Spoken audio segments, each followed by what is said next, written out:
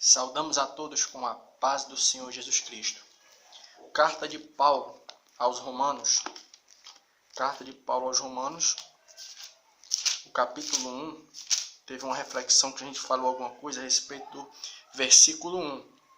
E agora a gente queria compartilhar alguma coisa a respeito do versículo 2. Mas vamos ler o versículo 1. Paulo, servo de Jesus Cristo, chamado para apóstolo, separado para o Evangelho de Deus, o qual antes havia prometido pelos seus profetas nas Sagradas Escrituras. Repetindo, versículo 2, do capítulo 1 da carta de Paulo aos Romanos, o qual antes havia prometido pelos seus profetas nas Sagradas Escrituras. Então, quando a gente vai para a Bíblia, de forma bem básica, a gente entende que a Bíblia Sagrada ela é composta pelo Novo Testamento e pelo Velho. E Jesus aqui está fazendo referência às profecias concernentes à vinda dele que estavam presentes no Velho Testamento, né? No livro principalmente dos profetas. Né? Então, quando a gente vai ler a Bíblia Sagrada no Velho Testamento, nós vamos ver muitas referências bíblicas a respeito da vinda do Cristo. Vamos ver aqui, Lucas, Evangelho de Lucas, capítulo 24.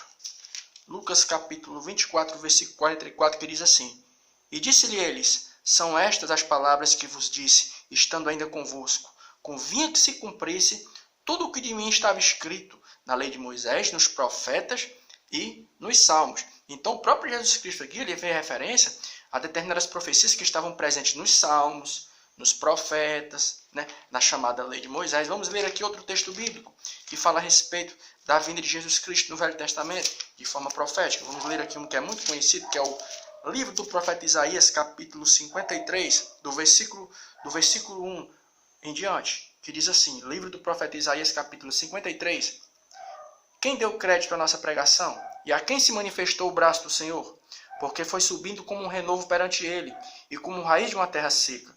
Não tinha parecer nem formosura, e olhando nós para ele, nenhuma beleza víamos para o que desejássemos. Ele era desprezado, o mais indigno entre os homens de dores, experimentado nos trabalhos, como de quem os homens escondiam o rosto. Ele era desprezado e não fizemos dele caso algum. Verdadeiramente, ele tomou sobre si as nossas enfermidades e as nossas dores e levou sobre si. E nós o reputamos por aflito e ferido de Deus e oprimido. Mas ele foi ferido pelas nossas transgressões e moído pelas nossas iniquidades. O castigo que nos traz a paz estava sobre ele, e pelas suas pisaduras nós fomos sarados. Aí vai surgir algumas coisas interessantes concernente a essa afirmação que a gente acabou de falar, né? Que o Velho Testamento estava cheio de profecias concernente à vinda de Jesus Cristo. A primeira pergunta qual é? Se a vinda de Cristo era algo que já estava profetizado, por qual razão os judeus não o aceitaram? Grande parte não se converteu à pessoa do Senhor Jesus Cristo. A gente vai descobrir isso lá no Evangelho de Lucas. No Evangelho de Lucas. Por que os judeus eles não viram em Cristo a pessoa do Salvador? Evangelho de Lucas, capítulo 24. Evangelho de Lucas, capítulo 24, do 18 até o 22, que diz assim: E respondendo um, cujo nome era Cleopas, disse ele, És tu peregrino em Jerusalém, e não sabe as coisas que nela têm sucedido nesses dias? E ele lhe perguntou, quais? E eles lhe disseram, as que diziam a respeito de Jesus Nazareno, que foi um profeta poderoso em obras e em palavras diante de Deus e de todo o povo. E como os principais dos sacerdotes e os nossos príncipes o entregaram e a condenação de morte o crucificaram. E nós esperávamos que fosse ele o que remisse Israel. Mas agora com tudo isso, já é o terceiro dia desde que essas coisas aconteceram.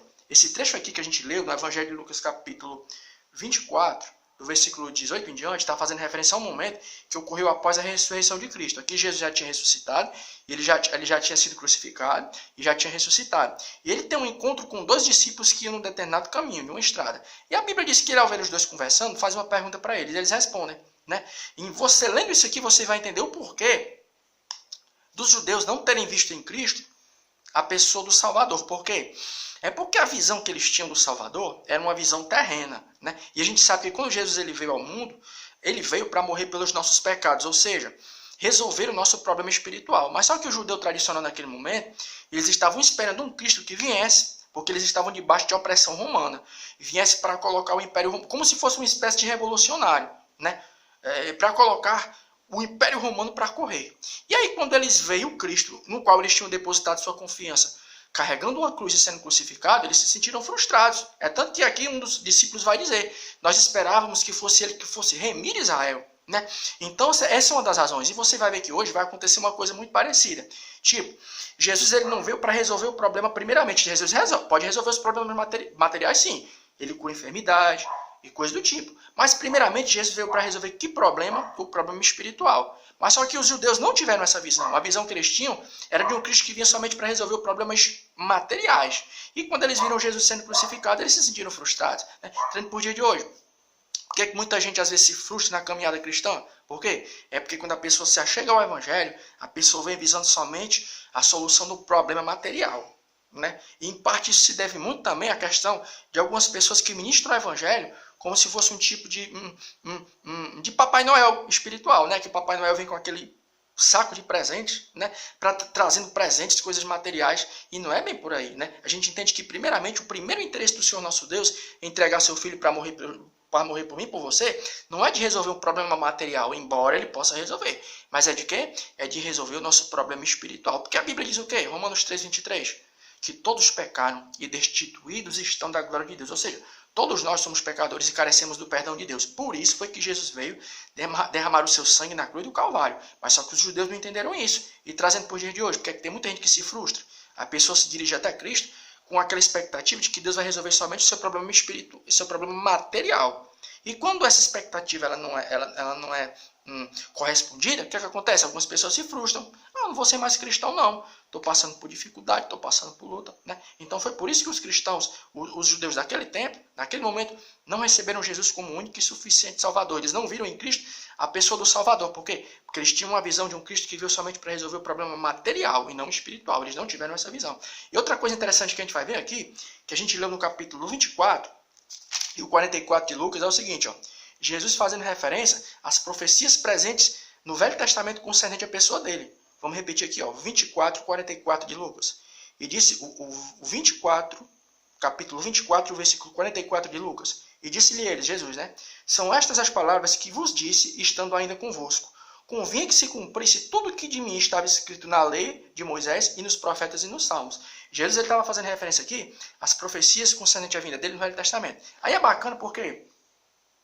Porque nem Jesus Cristo, ele dispensou a autoridade do Velho Testamento. Ou seja, Jesus quando estava pregando, ele até diz nos primeiros capítulos de Mateus, o que ele vai dizer? Eu não vim para destruir a lei e nem os profetas, mas eu vim para a cumprir. Ou seja, sempre que Jesus estava pregando, ele veio para quê? Para mostrar que ele era o cumprimento das profecias do Velho Testamento concernente à vinda do Cristo. Ou seja, quando Jesus estava ali, ministrando a palavra, ele fazia questão de fazer o quê?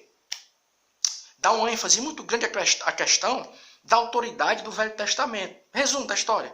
Nem Jesus desautorizou, tirou a autoridade do Velho Testamento.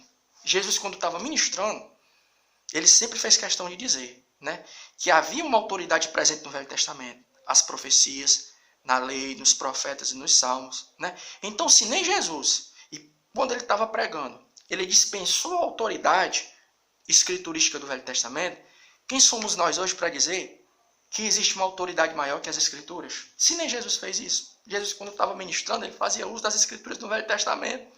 Então, quem somos nós hoje, né, para querer dizer que existe uma autoridade maior do que as Escrituras Sagradas? Né? A gente vai estar vendo aqui e acolá, né? Algumas pessoas, por determinado tipo de ensino, querendo afirmar que a autoridade maior não está nas Escrituras, não. Está em alguém ou em uma instituição. Mas nós aprendemos com Jesus que ele foi o maior exemplo de que a autoridade está nas Escrituras. Se nem Jesus dispensou a autoridade das Escrituras, quem somos nós para fazer isso, né? Então que Deus em Cristo continue abençoando o nosso final de noite e o nosso início de semana. Em nome de Jesus. Amém.